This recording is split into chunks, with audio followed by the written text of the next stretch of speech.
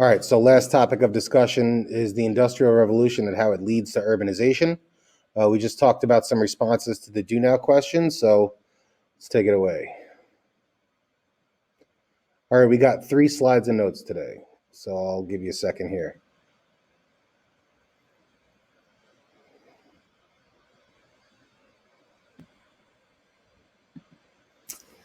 All right.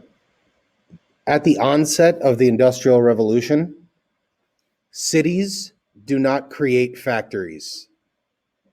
Factories create cities.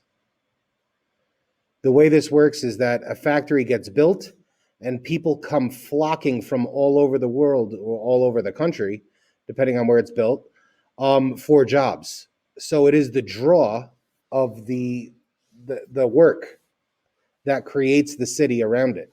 Okay, so as these factories go up, the people come from all over looking for work at these places, and that's connects back to that agrarian revolution that we were talking about, right? All these people that we used to need for agriculture, we don't need anymore. Now they're available for factory work and looking for jobs. These factories get built and people come flocking from all over the place. So they create the demand, right, for labor. And this is really what leads to urbanization. The cities are built around the factory. The factory is not built because the city exists there. Now, after the fact, people will then start building factories near cities because the population is there, right? But in the beginning, it is the factories that create the cities. That's important to understand.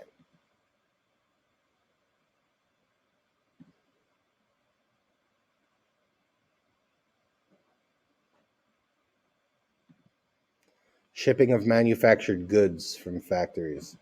Okay, so like we said last slide, it is the factories that create cities, okay? And if you think about it, the movement of people and the fact that there's factories in these cities, the factories create manufactured goods. They need to be able to move the people and move the goods in and out of the city, right? That's the idea. So that people can come in for work, people could go back home, or somewhere else in the city. They could take a railroad. And then also these manufactured goods don't just ship themselves and sell it, right? They need to be moved in and out. The raw materials need to be moved in. The manufactured goods need to be moved out. So this is where railroads come into play. Early urbanization in the Industrial Revolution always goes hand in hand with steam engines and railroads, okay? And that's important to understand. The steam engine is one of the most underrated inventions in the history of mankind. Even today, some of our most high-tech systems, for example, a nuclear power plant. A nuclear power plant is really just a fancy steam engine, okay?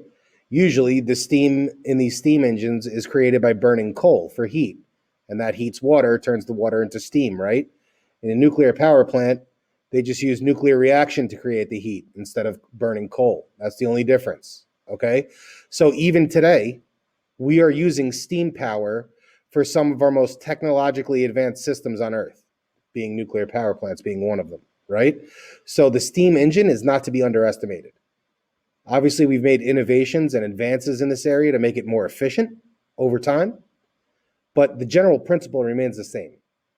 Steam engines powering early railroads are critical to the movement of goods and people, and they cannot be underestimated.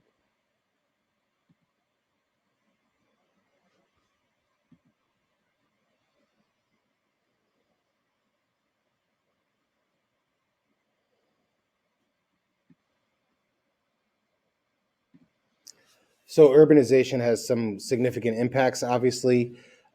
Being close to jobs is one of the obvious ones that we've kind of talked about, but some unintended consequences here are environmental factors.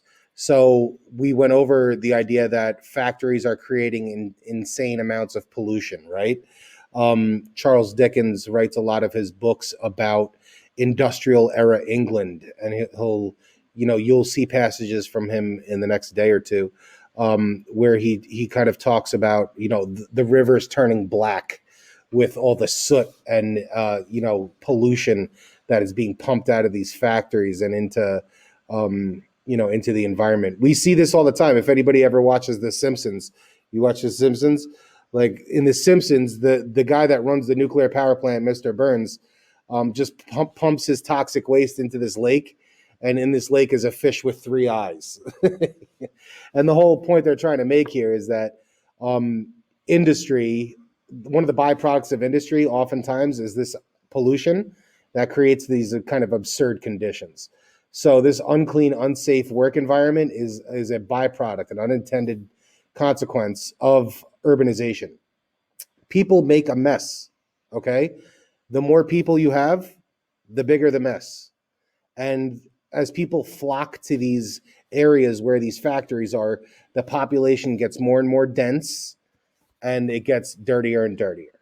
And if you don't have the infrastructure in place to combat that sanitation issue, you live in squalor.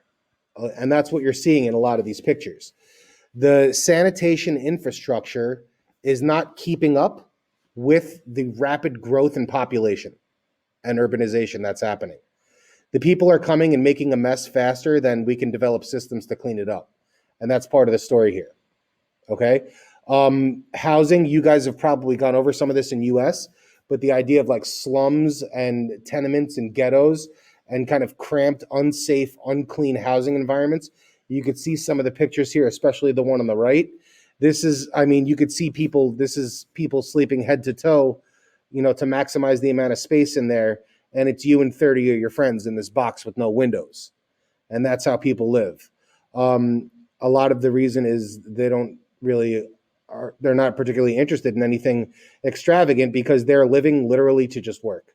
So their home is not a place where they live. They live at work. They just spend time at home when they're not working. That's it. So it's kind of, they kind of flipped the model, right? We usually like the idea that we live at home and we go out and then come back. But these people really live at work and then they go home for a little while and then eventually come back. So it's kind of, they live it backwards. But these are kind of the important unintended consequences of urbanization.